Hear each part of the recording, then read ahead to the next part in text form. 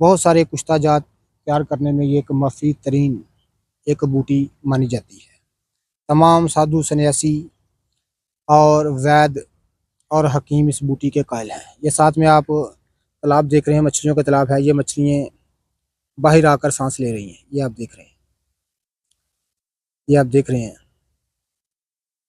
नाज़िर-ए-किराम, ये एक तालाब के किनारे एक बहुत बड़ा तालाब है यहाँ पर मछलियों का।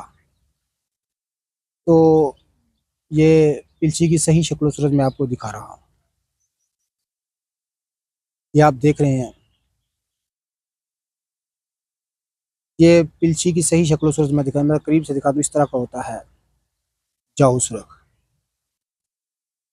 इसकी टहनी जो है, ये छड़ी बनाने के काम आती थी, टोकरियाँ बनाने के लिए कदीम दौर में। ये आप देख रहे हैं, इस तरह